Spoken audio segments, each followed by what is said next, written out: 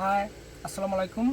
তো আজকে আপনাদের সঙ্গে একটা গুরুত্বপূর্ণ বিষয় নিয়ে আলোচনা করব, যা একদম ভিন্ন টপিক। মোবাইল ফোনের একটা আনবক্সিং ভিডিও করব। তো আপনারা সবাই কেমন আছেন অবশ্যই অবশ্যই কমেন্ট করে জানাবেন। আর মোবাইলটা হচ্ছে স্যামসংয়ের L152। তো চলুন দেখা যাক এই মোবাইল ফোনটার ভিতরে কী কী আছে। তো মোবাইল ফোনটা আনবক্সিং করার জন্য আসলে প্রথমে আমাদের একটা কী লাগবে, এই যে ব্লেড লাগবে।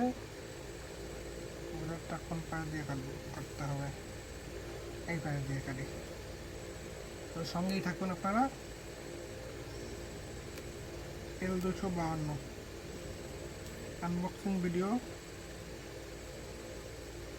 আসলে অনেক কিছু দেখে এই ফোনটা নেওয়া হয়েছে যে ভালো একটা ফোন, তো এই জন্য আপনারাও চাইলে কিনতে পারেন। এই জন্যই আসলে এই ভিডিওটা করা, মূল উদ্দেশ্য কিন্তু এটাই। এই আমরা প্রথমে এটা করে নিলাম, এবারে আস্তে করে ও এই হচ্ছে আমাদের ফোন। হচ্ছে কি ব্যাটারি আলাদা, যে ব্যাটারি আর একটা চার্জার, কাঙ্ক্ষিত চার্জারটা টাইপ সি। তো আসলে বাটন ফোনেও টাইপ সি দেয়া, স্মার্টফোনে টাইপ সি না, 1.0 সম্ভবত। রিড রাইট স্পিড আসলে ডাটা শেয়ারিংয়ের স্পিড অত ভালো হবে না। চার্জারটা নর্মালি একটা 0.2 ওয়াট, বেশি একটা ফাস্ট চার্জার না এটা। এই ফোনটার ব্যাটারি ক্যাপাসিটি হয়েছে কত, এই ফোনটার ব্যাটারি ক্যাপাসিটি হচ্ছে 2950 mAh এর ব্যাটারি, বিগ ব্যাটারি যেটা। আর ডিসপ্লে হচ্ছে আপনার 2.4 ডিসপ্লে সাইজ, 2.4 ইঞ্চি। তো এই আমাদের ফোনটা। দাঁড়াও, এই হচ্ছে পিছন সাইডটা, অনেক সুন্দর কিন্তু আসলে। তো আপনাদের কাছে কেমন লাগলো অবশ্যই কমেন্ট করে জানাবেন। আর এটা খুব সুন্দর একটা শব্দ হয়েছে, তাই না? লাগাই দিলাম, কি বলেন?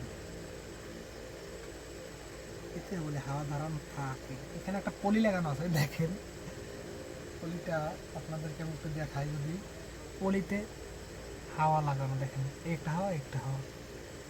আসলে নতুন ফোন, আমি আনবক্স করলাম এই ফোনটাকে। ও রাইট, এবার আমাদের ব্যাটারি ইনস্টল করতে হবে।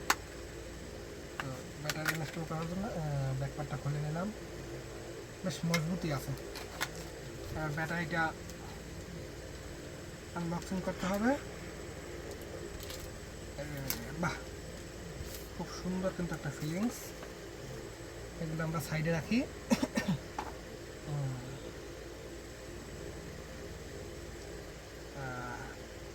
লাইলন ব্যাটারি, হেভি ওয়েট আছে ভালো।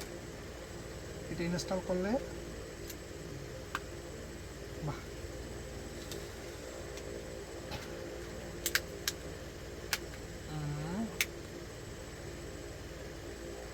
দেখি এবার ইনস্টলটা ওপেন করি। ফোনটা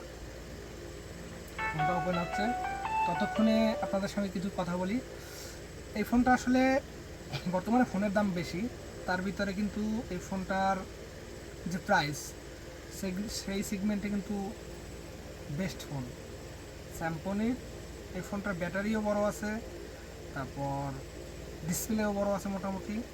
এর থেকে বড় ডিসপ্লে আসলে হয় না, এরপর এর থেকে বড় যে ডিসপ্লে ওইগুলো আসলে সেটা ভালো হয় না, বুঝছেন? সাউন্ড কম হয়, বেশি বড় ডিসপ্লে সাউন্ড একটু কম, এটা আবার সাউন্ডটা ভালো। এই হচ্ছে ডিসপ্লে, লক হয়ে গেল। এই হচ্ছে ফোনটা সম্পূর্ণ। তো আপনাদের কাছে কেমন লাগলো অবশ্যই অবশ্যই কমেন্ট করে জানাবেন। এই ফোনটা যদি কেউ কিনতে চান অবশ্যই অবশ্যই আপনারা যোগাযোগ করতে পারেন আমাদের ফেসবুক পেজে। তো ধন্যবাদ সবাইকে, ভালো থাকবেন, সুস্থ থাকবেন।